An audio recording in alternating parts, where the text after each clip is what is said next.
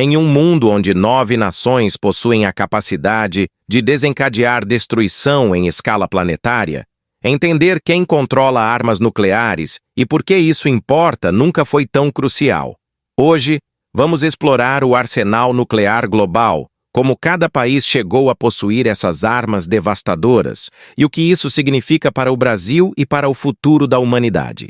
Desde aquele fatídico dia de julho de 1945, quando os Estados Unidos detonaram a primeira bomba nuclear da história no deserto do Novo México, a humanidade entrou em uma era onde, pela primeira vez, possuímos a capacidade técnica de causar nossa própria extinção. O Projeto Manhattan, como foi chamado, custou bilhões de dólares e reuniu as mentes científicas mais brilhantes da época, incluindo o físico Robert Oppenheimer, que após testemunhar a explosão, citou o texto hindu Bhagavad Gita: "Agora me tornei a morte, o destruidor de mundos."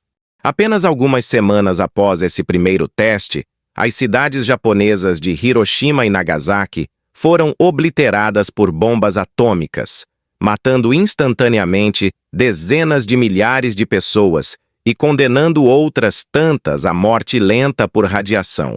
Essas permanecem até hoje as únicas 2 vezes na história que armas nucleares foram usadas em combate. O mundo testemunhou o poder absoluto dessas armas e iniciou-se uma corrida armamentista que definiria a geopolítica pelos próximos 80 anos. A União Soviética, determinada a não ficar para trás dos americanos, testou sua primeira bomba nuclear em 1949, apenas 4 anos após Hiroshima. Joseph Stalin havia direcionado recursos massivos para o programa nuclear soviético, usando inclusive espionagem extensiva para acelerar o desenvolvimento. Com isso, iniciou-se oficialmente a Guerra Fria Nuclear, onde 2 superpotências acumularam arsenais capazes de destruir o planeta várias vezes. O Reino Unido tornou-se a 3ª nação nuclear em 1952. Como aliado próximo dos Estados Unidos e potência colonial ainda significativa na época, os britânicos viam as armas nucleares como essenciais para manter seu status de grande potência. O teste britânico ocorreu nas Ilhas Montebello, na Austrália, marcando a entrada europeia no clube nuclear. A França seguiu em 1960, sob a liderança de Charles de Gaulle, que via a independência nuclear como fundamental para a soberania francesa. De Gaulle não queria que a segurança da França dependesse completamente dos Estados Unidos ou da OTAN. O primeiro teste francês ocorreu no deserto da Argélia, então ainda colônia francesa, demonstrando a determinação de Paris em se tornar uma potência nuclear independente. A China comunista de Mao Tse-tung detonou sua primeira bomba nuclear em 1964, surpreendendo o mundo com a velocidade de seu programa nuclear. Apesar de ser um país ainda relativamente pobre e agrário, a China direcionou recursos enormes para desenvolver capacidade nuclear, vista como essencial para se defender tanto dos Estados Unidos quanto da União Soviética, com quem as relações haviam se deteriorado.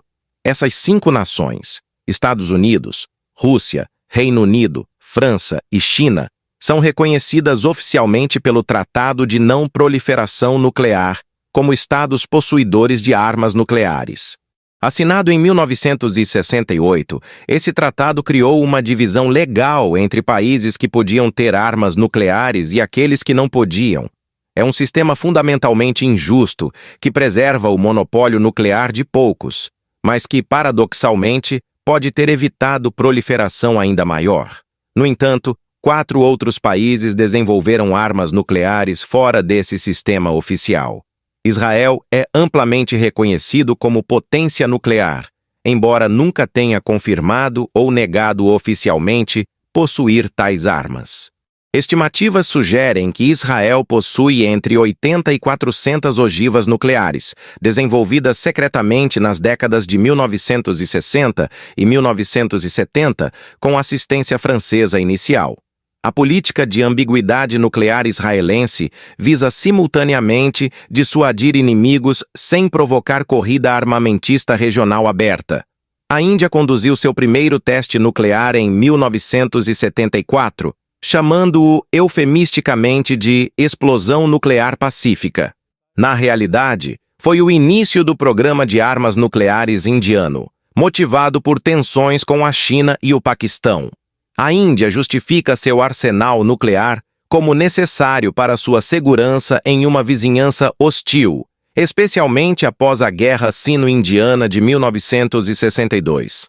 O Paquistão, a arquirrival da Índia, respondeu desenvolvendo seu próprio programa nuclear, culminando em testes em 1998, apenas algumas semanas após a Índia realizar uma série de testes nucleares.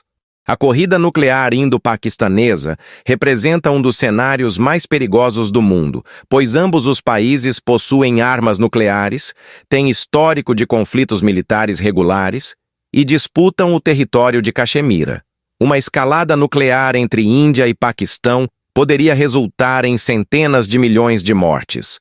A Coreia do Norte completa a lista de 9 países com armas nucleares. Pyongyang conduziu seu primeiro teste nuclear em 2006, desafiando sanções internacionais e pressões diplomáticas. O regime norte-coreano vê suas armas nucleares como garantia última de sobrevivência, observando que países que abandonaram programas nucleares, como Líbia e Iraque, eventualmente sofreram intervenções estrangeiras que resultaram em mudança de regime. Mas nem sempre foram 9 países nucleares. A África do Sul desenvolveu um pequeno arsenal nuclear durante o regime do apartheid, tornando-se a primeira e única nação a voluntariamente desmantelar completamente seu arsenal nuclear. No final dos anos 1980, com a transição democrática se aproximando, o governo sul-africano destruiu suas 6 bombas nucleares antes de entregar o poder, temendo que um governo de maioria negra pudesse usar essas armas ou que caíssem em mãos de grupos armados. Outros 3 países herdaram armas nucleares após o colapso da União Soviética em 1991. Ucrânia, Belarus e Cazaquistão encontraram-se repentinamente com arsenais nucleares consideráveis em seus territórios. No entanto, sob pressão internacional e garantias de segurança, incluindo do Memorando de Budapeste de 1994, esses 3 países transferiram todas as armas nucleares para a Rússia.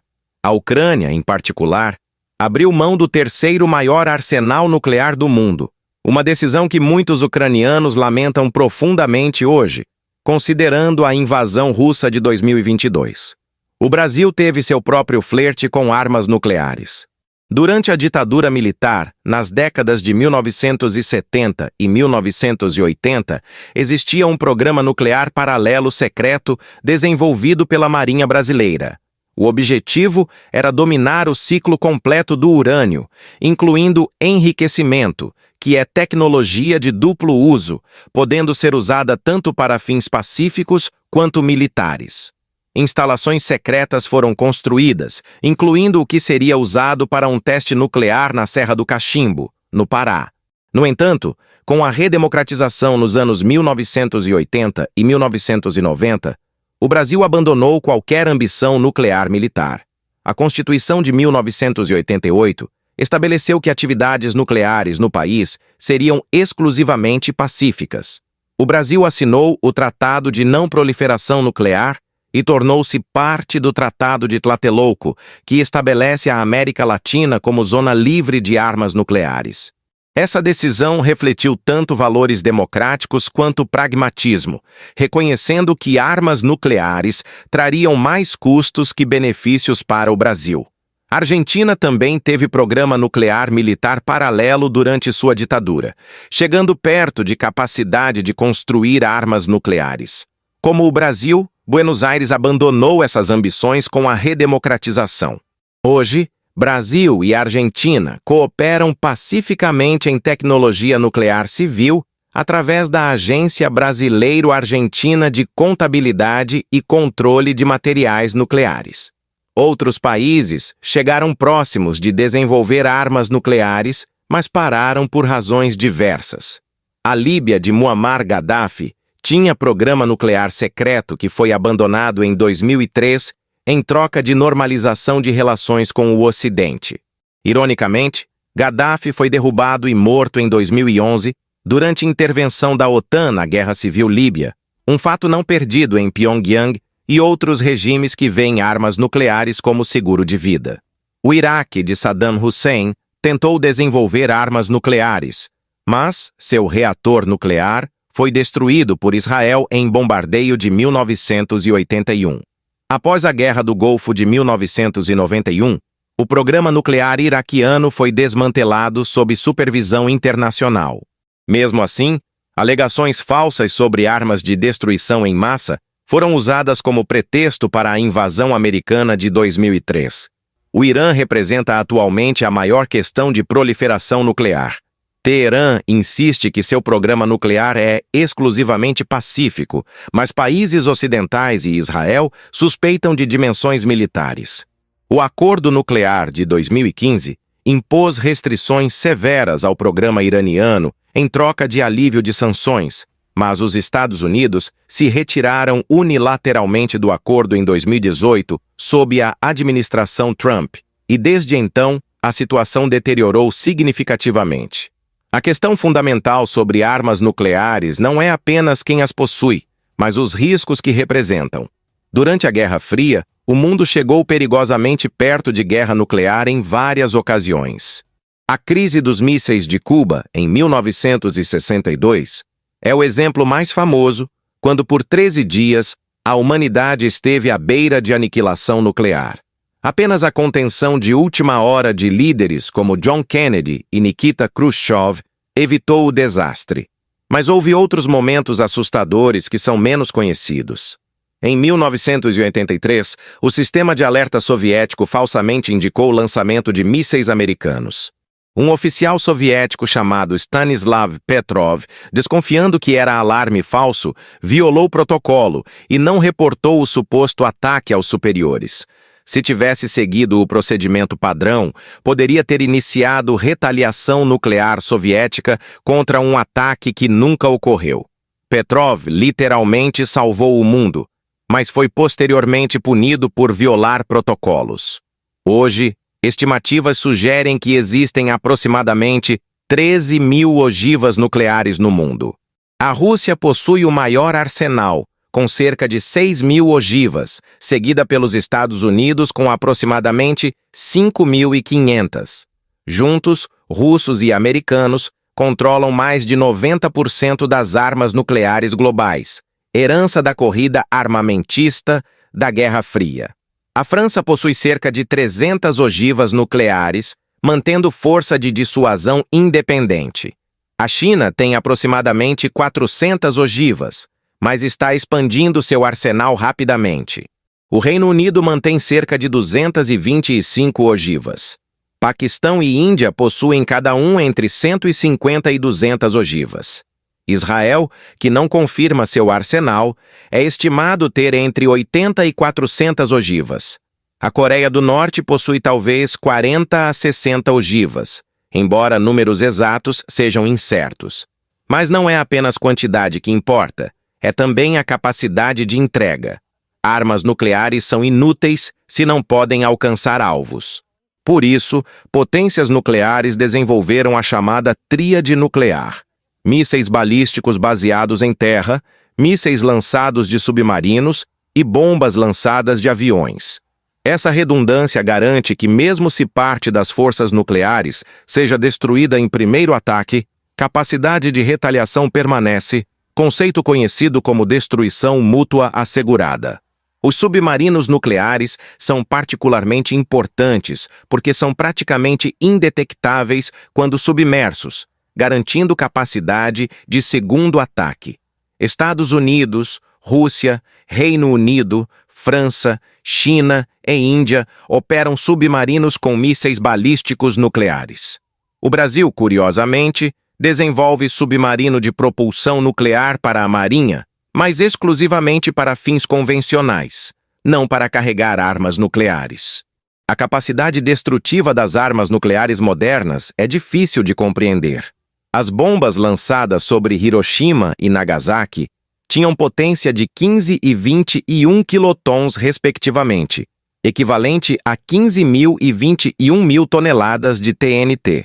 Essas bombas, primitivas pelos padrões atuais, mataram 200.000 pessoas. Armas termonucleares modernas podem ter potência de vários megatons, milhares de vezes mais poderosas que as bombas de Hiroshima. A bomba Tsar, testada pela União Soviética em 1961, teve potência de 50 megatons, a explosão mais poderosa já criada por humanos. Sua onda de choque circundou a Terra 3 vezes. A bomba foi deliberadamente reduzida de sua potência máxima teórica de 100 megatons, porque mesmo os soviéticos consideraram isso excessivo. Felizmente, armas tão massivas são impraticáveis, e arsenais modernos focam em ogivas menores, mas mais precisas. Os efeitos de guerra nuclear em larga escala seriam catastróficos além de qualquer descrição. Estudos científicos sobre inverno nuclear sugerem que troca maciça de armas nucleares injetaria tanta fuligem na atmosfera que bloquearia a luz solar por anos, causando colapso de temperatura global, falha de colheitas e fome em massa. Mesmo países não diretamente atingidos sofreriam consequências devastadoras. Uma guerra nuclear entre Estados Unidos e Rússia poderia matar bilhões de pessoas, diretamente através de explosões e radiação, e indiretamente através de fome resultante do inverno nuclear. Para o Brasil, a política de renúncia a armas nucleares tem servido bem aos interesses nacionais. O país desenvolveu capacidade nuclear civil avançada, incluindo domínio do ciclo do combustível nuclear e construção de reatores nucleares. A usina nuclear de Angra fornece parte significativa da eletricidade do Rio de Janeiro. O Brasil também desenvolveu tecnologia de enriquecimento de urânio para uso em reatores e futuramente em submarino nuclear. Essa capacidade técnica significa que o Brasil é considerado um estado de limiar nuclear, com conhecimento e infraestrutura para desenvolver armas nucleares relativamente rapidamente se houvesse decisão política de fazê-lo. No entanto, tal decisão seria contrária à Constituição, violaria tratados internacionais, resultaria em sanções severas e isolaria diplomaticamente o país. Mais importante, armas nucleares não resolveriam nenhum problema de segurança real que o Brasil enfrenta. A geografia protege o Brasil de ameaças existenciais que motivam programas nucleares em outros lugares. Não temos rivais nucleares nas fronteiras como Índia e Paquistão. Não enfrentamos ameaça de invasão como Israel percebe. Não competimos por status de superpotência como China e Estados Unidos. Para o Brasil, investimentos em desenvolvimento econômico, redução de desigualdade e fortalecimento de instituições democráticas trazem muito mais segurança que armas nucleares jamais poderiam. O futuro das armas nucleares permanece incerto. Tratados de controle de armas que limitaram arsenais durante a Guerra Fria estão colapsando. O Tratado de Forças Nucleares de Alcance Intermediário expirou em 2019. O novo START, último grande tratado de controle de armas entre Estados Unidos e Rússia, expira em 2026 e não está claro se será renovado. Isso ocorre enquanto novas tecnologias como mísseis hipersônicos e inteligência artificial introduzem incertezas adicionais. A China está expandindo rapidamente seu arsenal nuclear, movendo-se de postura de dissuasão mínima para algo mais robusto. Isso cria a dinâmica de 3 potências nucleares, Estados Unidos, Rússia e China, sem precedentes históricos e sem framework de controle de armas para gerenciar. Índia e Paquistão continuam expandindo arsenais e desenvolvendo sistemas de entrega mais sofisticados. Coreia do Norte persiste em seu programa apesar de sanções. Por outro lado, há também movimentos positivos. O Tratado sobre a Proibição de Armas Nucleares entrou em vigor em 2021, representando rejeição moral dessas armas por mais de 80 países. Embora nenhuma potência nuclear tenha aderido ao tratado, ele representa pressão normativa importante. Movimentos da sociedade civil pressionam por desarmamento nuclear. Sobreviventes de Hiroshima e Nagasaki, conhecidos como Hibakusha, continuam testemunhando sobre horrores das armas nucleares. A ameaça nuclear também não desapareceu. A guerra na Ucrânia reintroduziu discussões sobre o uso de armas nucleares na Europa. Vladimir Putin fez repetidas referências ao arsenal nuclear russo como advertência ao Ocidente. Embora o uso real permaneça improvável, a própria discussão sobre armas nucleares em conflito ativo é alarmante. Isso demonstra que 79 anos após Hiroshima, a humanidade ainda vive sob sombra nuclear. A proliferação nuclear também não terminou necessariamente. Se o Irã decidir construir arma nuclear, poderia desencadear corrida armamentista no Oriente Médio, com a Arábia Saudita, Turquia e Egito potencialmente buscando capacidades similares. Avanços em tecnologia de enriquecimento de urânio e miniaturização de ogivas tornam armas nucleares tecnicamente mais acessíveis, mesmo que barreiras políticas e de recursos permaneçam significativas. Terrorismo nuclear representa preocupação adicional. Embora construir arma nuclear seja extremamente difícil para atores não estatais, a possibilidade de grupo terrorista adquirir material nuclear ou mesmo dispositivo nuclear completo não pode ser completamente descartada. Por isso, segurança de materiais nucleares e prevenção de tráfico nuclear são prioridades de segurança global.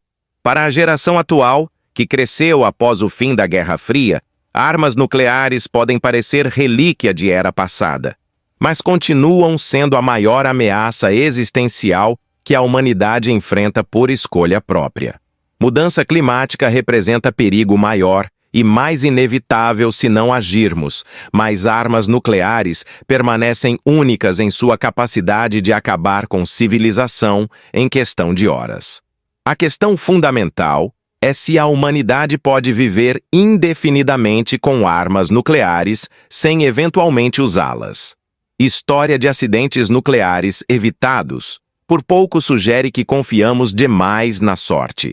Cada ano que passa com milhares de armas nucleares prontas para lançamento é ano onde falha técnica, erro humano ou cálculo político equivocado poderia resultar em catástrofe.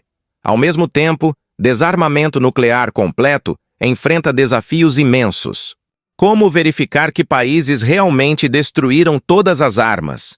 Como impedir que conhecimento técnico seja usado para reconstruir arsenais? Como manter estabilidade estratégica sem armas nucleares em mundo onde países têm arsenais convencionais vastamente desiguais? Essas são questões sem respostas fáceis.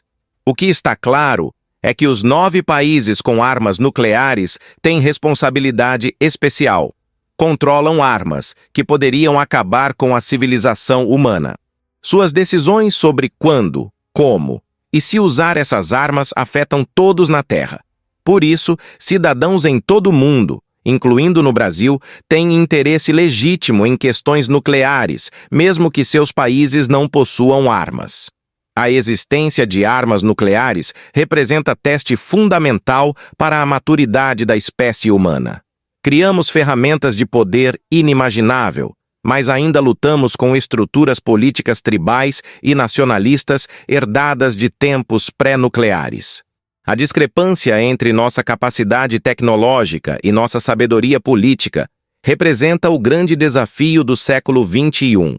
O caminho adiante requer simultaneamente realismo e idealismo.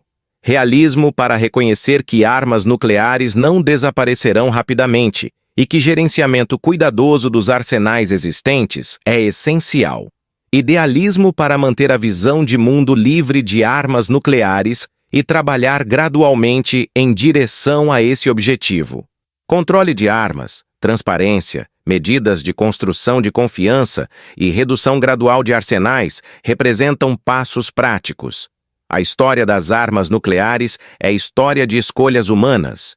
Escolhemos construir essas armas, Escolhemos usá-las em Hiroshima e Nagasaki. Escolhemos acumular dezenas de milhares delas durante a Guerra Fria. Alguns países escolheram desenvolvê-las, outros escolheram abdicar delas. Essas escolhas moldaram o mundo em que vivemos. As escolhas que fazemos agora sobre armas nucleares moldarão o mundo que deixamos para futuras gerações.